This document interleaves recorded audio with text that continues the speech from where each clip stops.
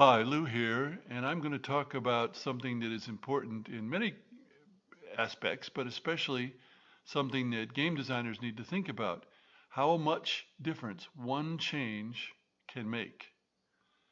And of course, you can have a game that's not doing so well, or you don't think it's doing so well, and you make one change, and suddenly it's much better. Now, I'm going to use historical examples, but there are certainly cases in game design where changing one thing really helps, or perhaps the opposite, really messes up a game. And a game designer has to be able to recognize those situations and try to find those situations. So, my examples. The first one is on a large scale, some of them not so much. I live in north central Florida where at the end of May, the average high is 89 degrees Fahrenheit. It's hot. Now, Florida was a sparsely populated place until the invention of something.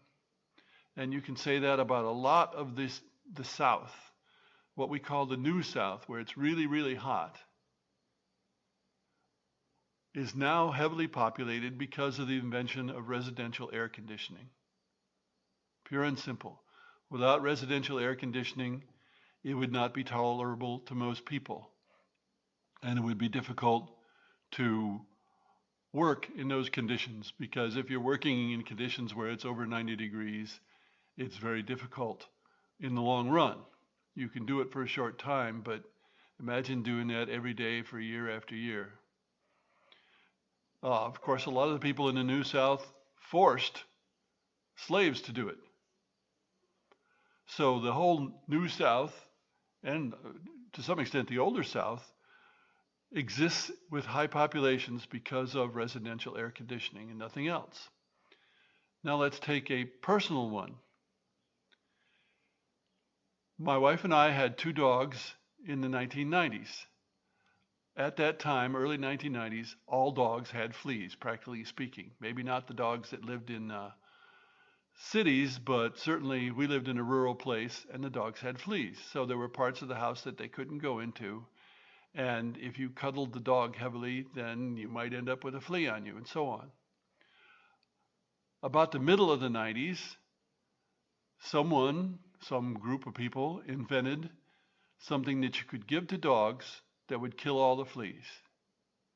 It made an enormous difference because then we could let our dogs go upstairs where we slept and so on. We could let them get on the bed. We could let them go everywhere in the house because they didn't have fleas. Now, a year ago, we got a big dog, just like the other big dogs, and he doesn't have fleas, of course, and he is very much a member of the family and sleeps on the bed with us and so on and so forth in ways that just would not have been possible if he had fleas. So this one invention has made pet dogs and cats much more practical. My wife read an article about why pet dogs have become so much more popular, and it completely missed this most important point that they don't have fleas anymore. And so it wasn't much of an article from that point of view. One change made a huge difference. Another one which we can speak of more briefly is railroads and warfare. Railroads made a huge difference in how warfare was conducted, starting with the American Civil War, perhaps, but everything thereafter. And without railroads, without good railroads, that wouldn't have happened. Another example, Greek fire. I'm always a little skeptical about Greek fire, how important it really was, but it appears that the Byzantines invented Greek fire, and that enabled them to resist the Arabs for a very long time. The curious thing is, the secret of Greek fire was lost, and that's the part that I just don't understand. If it was that important, I doubt that the secret would have been lost. Anyway, Greek fire may have saved Byzantium, Constantinople, now Istanbul, for centuries. That one thing. The last one is about alcohol and drugs. Many of you know that in the 1920s and 30s, the United States prohibited the sale of alcohol and alcoholic beverages. Of course, there was a lot of smuggling and so on, and there were speakeasies where people could go, and it was only partially enforced. It made a huge difference. It helped gangs arise, and finally it was repealed because it just wasn't working.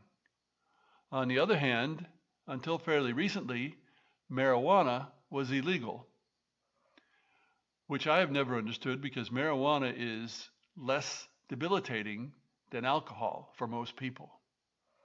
You can recover more or less from a marijuana high if you have to. If you're really drunk, you don't recover quickly. But nowadays, people have finally realized that, and there are at least 16 states where marijuana is completely legal, and some where it's legal as a medicine, and there are still states where you go to jail for quite a while because if you're found with marijuana. So in effect, we're running prohibition on marijuana, and sooner or later we realize that that's not working, and we're going to repeal it. So there are 4 examples. I'm sure you can think of many more. Again, designers have to think about this, especially if they're running a game that's quite competitive, designing a game that's quite competitive. They need to make sure that there's not a strategy that they have not discovered that then will be used to, in effect, ruin the game. There is at least one example of this, very clear example, A Few Acres of Snow by Martin Wallace, a very experienced designer. And it was discovered after it was released that there was a strategy called the Halifax Hammer that always worked for one side to win. Now, fortunately, a few rule changes made that impractical most of the time, although I understand it can still happen occasionally. But imagine the egg on your face if you release a game and it turns out that there's a dominant strategy like that you had not discovered. This is one reason why we play test games, because we need to discover those dominant strategies before we release the game. And those dominant strategies can be oftentimes eliminated by one change in the rules, like what I've been talking about. Thanks for listening.